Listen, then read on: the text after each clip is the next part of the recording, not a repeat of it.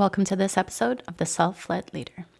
If you're someone who struggles with speaking confidently, if you are tired of blaming yourself and feeling like you're just not enough, whether that's in meetings, whether that's on Zoom calls, whether that's in person, if you are tired of feeling like you just don't have what it takes to speak confidently and successfully, today I'm going to be talking about why the problem might actually not be you, but your environment and the people around you.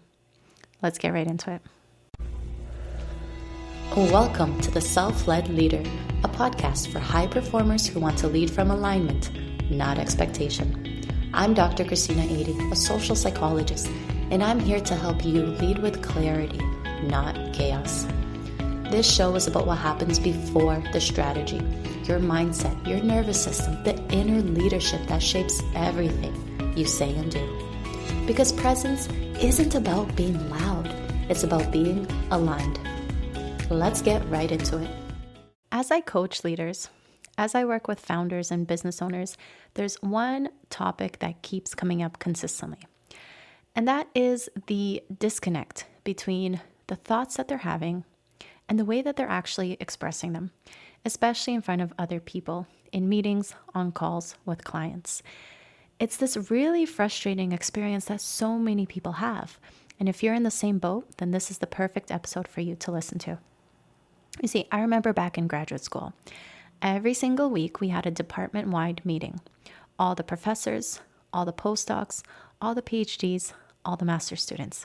We would all meet and listen to a presentation. Typically, it was the students rotating through, presenting their work, their research, but sometimes we had guest speakers, professors, and at the end of every presentation, there was time for Q&A. And every single year, it was just a handful of people, and it was the same people every single time who would ask questions at the end. And me, I was not one of those people. I was scared. I was worried about what people would think. I was worried that I would embarrass myself and my supervisor by asking a question that made me, and thereby hers, a reflection of me, seem incompetent. So nothing was more frustrating for me than having a question that I thought was a good question, but then I would second guess myself, and then having someone else ask pretty much the exact same question. And I hated that experience. And I did not like going to those meetings, and I did not like the way that I felt at the end of them. I always felt small, invisible, disconnected from everyone around me. And on the one hand, I could say that I did that to myself. I chose not to ask the questions. I chose not to put myself out there. But on the other hand, the environment that I was in played so much of a role in how everyone acted, in what the expectations were, and in how I behaved as a result.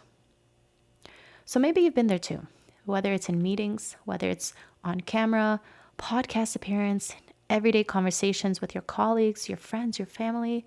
If you're feeling stuck between wanting to speak more and fearing how you'll actually come across, then here's something that I really want you to consider. Maybe it's not just you. Maybe it is the environment that you're in. So let me give you an example. In graduate school, in the meetings were very formal. The presentations were very formal. The presenter was always at the front. They had their projector with their PowerPoint presentation. And because the environment was very formal, it left me feeling like I had to be very formal in the way that I presented myself, in the way that I asked the question, in the way that I came across. Versus in my lab meetings, where it was very casual, very informal, where my lab mates, my supervisor, and I met every week as well, the environment was completely different. There was room for error. There was room for friendliness and indirectness, and there was room to make mistakes. And so I want you to consider those situations you are in that make you second guess yourself. Those situations you are in that make you feel like the way that you said something was just not good enough for the way that you wanted to say it. Take a look at those situations and take a look at the patterns that you're seeing. Is it the same types of maybe stressful, maybe formal, maybe informal environments? What are the patterns that you're noticing? What I didn't realize back then, that I realize now, especially after going through years of formal psychology training and education, is that the problem really wasn't me per se. And that the real reason so many of us hold back, shrink, or hesitate when we need to speak up is because of the environment that we're in, both past and present, and that it has conditioned us and shaped us and taught us to act in a certain way. So think back to the patterns that you're thinking about. What are the environments that are causing you stress now? And then start to trace it back. If you are stressed out in environments that seem formal now, likely you've been stressed in environments that were formal in the past. And that pattern has continued and continues to trigger you and trigger the same types of expectations, even if they're not the case anymore. So psychologically, we are all shaped by our environments. It is a given. Even if we don't think we are, even if we don't want to be, we are all shaped by our environments. And that includes quite literally the place that we are in, the norms, the expectations of your workplace, the culture of the place where you work, the expectations your leader, your boss, your manager, your supervisor may have on you. But it's also the broader implications of the environment you're in. What are the social norms? What are the cultural norms? What are the expectations that you feel are falling upon you based on your title, based on other things about you, like maybe your age or your gender? Everything in our lives has an influence on us. That's just the way psychology works. The people that you talk to, the colleagues that you talk to, the friends that you talk to, the types of conversations you're having, they are likely reinforcing the beliefs that you already have. And if you ever find yourself trying to break out of your beliefs, if you find yourself trying to try something new, think about how often someone will say something contradictory to that, and you will automatically lose motivation, you will lose hope, or you will give up altogether. This conditions us not to try. This conditions us not to break out of the expectations that others have. This conditions us to stay the same.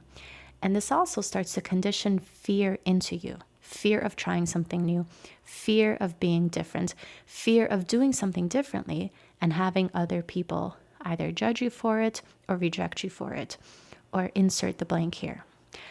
And this fear, yes, you feel it in your body. Yes, you feel it physiologically, but it's also there mentally. It's also there in the way that your thoughts begin to wire themselves. It's also in the way that you begin to react to situations, even if they haven't happened yet. So maybe it's not that you're not confident. Maybe it's the fact that you have been taught through experiences, through conversations, and through reinforcement by others over time and time again that it's not safe for you, or that your opinion is not valued, or maybe that you don't feel welcome sharing your opinion, bringing up a different point of view, or maybe you just don't feel like your opinion is welcome and it makes you hesitate. It makes you lack the confidence to bring it up because you're scared of someone else's reaction. And that can become the framework, the mindset that you have walking into that type of situation over and over and over. And now you're in a cycle where your past experiences have taught you to shrink yourself, to second guess yourself, to doubt your ability to speak up, which then in the moment makes you doubt yourself to speak up, which then continues to reinforce that same pattern in the future. Because if you have doubted yourself 100 times up to this point, it's hard to suddenly stop doubting yourself the next time you go into a meeting. And it's a perpetual cycle that just gets stronger and stronger and stronger. Because the more often that you think something, the stronger those thoughts become. Because quite literally, your brain wires itself neurologically, and the things that you think consistently develop a stronger connection. Quite literally, the wiring in your brain becomes thicker and faster, which makes you think it more often and stronger. So what you think quite literally becomes the way that you think. And that's why breaking that habit is so hard. That's why changing the way that you think and feel is so hard, because you have to break through the fear, break through the anxiety, break through who you have become to try something new. And that's not to say that it's impossible. That's not to say that you can't do it. That's just to say that it can be hard. And when you know that and you anticipate it, dealing with the hardship becomes a little bit easier. Think back to your childhood. Think back to bringing up maybe an idea that you had to a parent or a teacher. Think back to a time that you were really excited to share something. And then think about how your parent or your teacher reacted to you.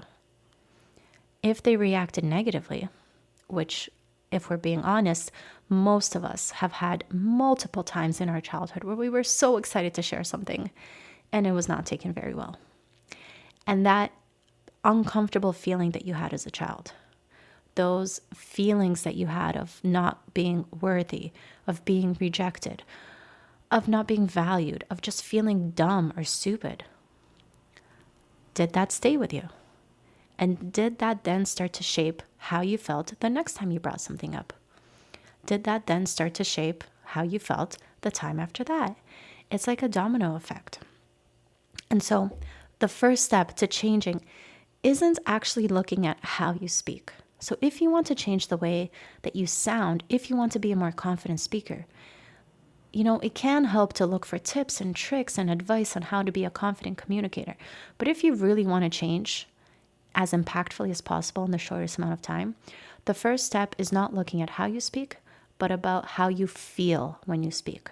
It's about dissecting where those feelings are coming from and beginning to separate who you are from your environment. So just because you've been in rooms where your voice didn't feel safe doesn't mean that your voice isn't valuable. And so one simple shift that I teach my clients is that before you speak, ground yourself and take a deep breath. So put both feet on the floor, and this can also prevent you from fidgeting or feeling extra nervous. And take a deep breath to yourself. And think to yourself, I am competent. I am worthy of sharing this opinion. I can handle any possible rejection. It's not about any false bravado. It's not about performing or feeling like you are putting on some sort of show with fake confidence. It's about teaching yourself and training yourself that it is totally fine to trust yourself and to value yourself and to put yourself in situations where you share your opinion, where you share your perspective, where you share your expertise, even though you may hesitate to, even though you may be in an environment that tries to tell you otherwise. And the more that you can practice anchoring into your calm, anchoring into yourself and your competence, and your natural, authentic confidence, the more that you will begin to trust yourself. And really, self-trust is the key to becoming confident speaking.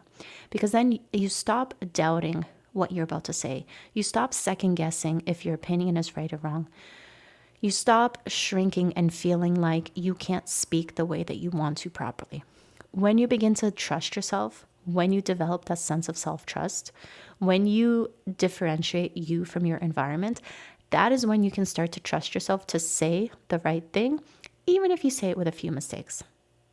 That's when you begin to feel like you can trust yourself to share your opinion and back it up with the information or the data or the experience that you have. Self-trust and understanding who you are and the value that you bring, and separating that from the environment that you were in, that is the real key to beginning to feel and actually sound confident when you speak.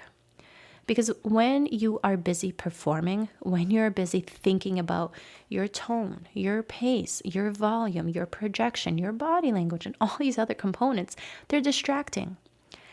And you can't sound confident if you are faking it and being distracted by the process of faking it itself. So if you want to sound more confident when you speak, start to actually develop the self-trust. That's the foundation of the confidence that you're currently lacking. And again, when you trust yourself, you can say the things. You can share your opinion. You can back it up if you need to. And that is where confidence is really born from. So my question for you is this. Where are you continuing to silence yourself just because of who's around you, who you've been around in the past, or just because of the perceived expectations of the environment that you are in?